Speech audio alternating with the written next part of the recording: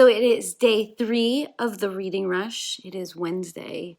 It is another work day. Wednesdays are usually my busiest days, so I'm not 100% sure how much I'm going to get read today. I know my main goal is to finish the Book of Dragons, that it's so close to being done and it's getting really interesting at this point that I want to put my focus there. If I do finish that book, I'll go back into A Blade So Black, but I'm not going to push it. I'm not going to try and get a certain page count. I just want to enjoy my reads. With that being said, I don't think I have any more exciting things. I did want to update you on the imperfect food box. I did get a hold of customer service, and they figured out kind of what happened with my box, and they're refunding me some of the stuff that just was really far gone, which I very much appreciate. I'm looking forward to seeing how a standard box comes on Friday. We'll see. I've got higher hopes at this point than I did when I first opened that box. I did end up having to throw like the salmon and that kind of stuff away, unfortunately. I was looking forward to that, but meh. These things happen, and it just didn't help that it's been 100 or so degrees the last several days. I didn't want to risk it. But anyways, I am going to start work. I will check in with you when I have something read. So I have finally finished the Book of Dragons, and I have to say I did enjoy the overall journey. Of course, there was a few stories in there that I just, it's always a mix with these kind of things. And the poems I wasn't necessarily drawn to. For this last section of the read that I did today, the first story was a weird story about demons and dragons and thievery and a girl in the service of a man who ends up in the service of a wizard, and time travel was involved. So like I said, it was a weird story. It was a little all over the place, but in the end it circled back in on itself. The next story was the story of a magic study student who was taking his history test. His test ended up sending him back into time and learning about these camo dragons that are actually a crossbreed between octopuses and dragons, which is a very weird concept. And the story after that is probably the one that'll stick with me the most. It isn't my favorite, but it'll stick with me the most because it is the story about a dragon in a barn that you're not supposed to talk about. The perspective is around this girl as she grows up and this dragon and her family, and it isn't necessarily about the dragon but what the dragon represents, which is why I think that story will probably stick with me the most. And the last story in the collection is just the story about dragons just appearing sometime in our very soon future, and it's how we respond to that, and it has almost an apocalyptic tone to it, and the ending. It was an appropriate story for the last story, and it was concluded by a poem. This collection starts with a poem and it ends with a poem. There's poems about every 4 or 5 stories in. Like I said, I enjoyed this collection. I'm probably going to type up a quick review over it since it is an art copy I received. And then I've got some meetings and stuff that I need to do and get back to. I might get a little read in A Blade So Black. If I do, I will let you know. Otherwise, tonight, I might, depending on how I want to space out A Blade So Black, because I don't know if I necessarily want to binge it so that it's still fresh in my mind when we do the live show. I might see about getting Break My Heart 1,000 Times ebook. Might look into that and maybe start that book. I'm flying by the seat of my pants, and Gilly is obviously working very, very hard.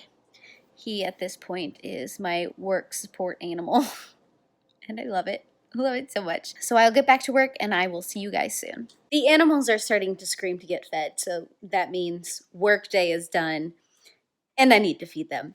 But before I do, update, I did get further in A Blade So Black. I'm about probably halfway through at this point. I stopped around chapter 15, and this is when a lot of the action stuff is starting to take place. Before, it was a lot of explaining and backstory and how we got up to this point and how Wonderland got to the place it was.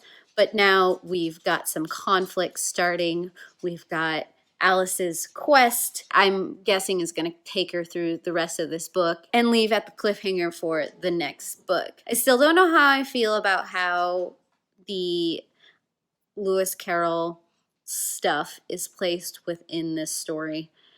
It does feel, I mean, this is a YA book, but it is very much open for a lot of different ages, so it reads very quickly, which is why I managed to get halfway through it. And because of that, a lot of the Alice in Wonderland references does feel very young and probably not as developed as it could be. And I did mention I do like all of the fandom references, the Sailor Moon, the Buffy, the Star Wars, that kind of thing.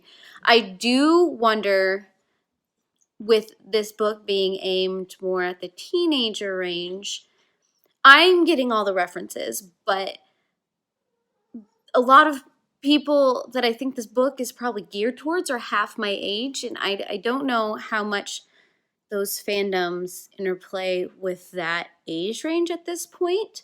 It's a random thought that just crossed my mind as I was reading it, how many 16-year-olds have been submersed in the Buffyverse. I know that the Buffyverse is starting to come back as its own thing now, but things like Sailor Moon, they did have a research. I'm just curious. I just started thinking about how many of the teenagers are in that fandom and that geekdom at this point.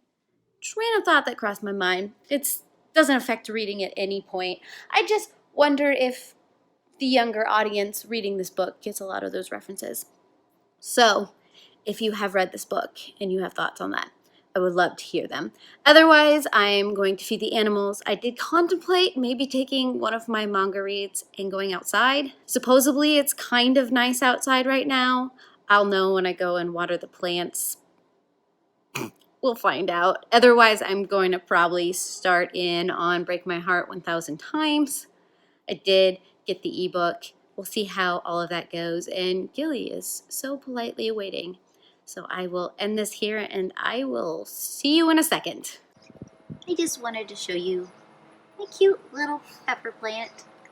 I've got a couple of peppers growing. And then I got some tomatoes. It's supposed to be green onions and another pepper plant. It's not doing too hot. And this is probably going to be a late harvest of red onions. But these red onions are looking like in a couple of weeks I'll probably be able to start pulling those. And then I got these ones over here. You can kind of see some tomatoes growing on those plants. I got two big ones right here. I don't know what those pepper plants are doing. Not much, that's for sure.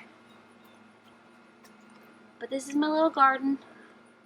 It's not much, and it's not doing as well as I would hope, but we're getting stuff, and that's something. So it's nice enough out here that I am going to start Honey So Sweet, Volume 6.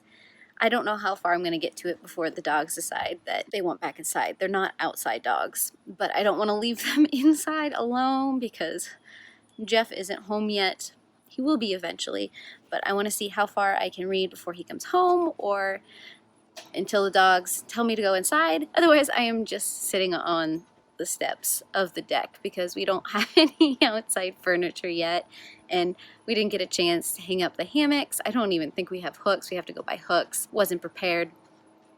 Doesn't matter. This is comfortable. And with that, I will just see how far I can get. Okay, I started to get warm and the dogs started barking and it was great fun outside. So I'm coming in here to actually do my wrap up. I did manage to finish the 6th volume of Honey So Sweet. Here we get to see as the relationship continues with the new school year and the fact that they're not in the same class anymore. We also got the introduction of a new character in which Taga starts to expand his socializations and possibly becoming a teacher, a leader, into someone who needs some help gaining friends as well. So this was a cute, quick read. I'm excited to read the next 2 volumes of this. This is mostly following their relationship as they grow closer together, which is sweet. It's not one of the will they, won't they kind of stories. It's just a slice of life. Watch their relationship bud into something solid and very firmly based in friendship. If you haven't picked this one up yet, I recommend that you do.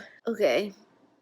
You guys know what time it is. It's the end of the evening. I've got 15 more minutes than I have the last 2 nights. It's about 11:30, so we've got 30 minutes till midnight. And I successfully fell asleep on the couch, and it was lovely.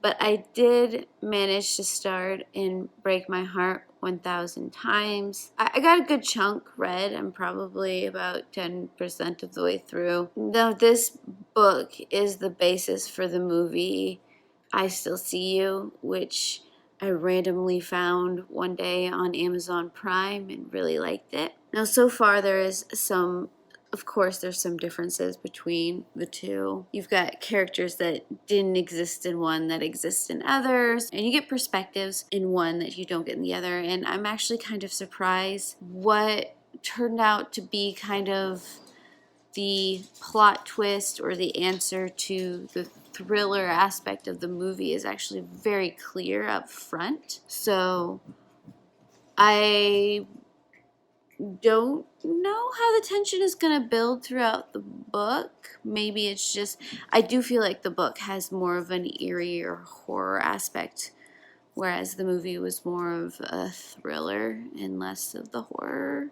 I don't know if that makes any sense. But otherwise, nothing else new or exciting has happened reading-wise. Of course, I will leave my page total.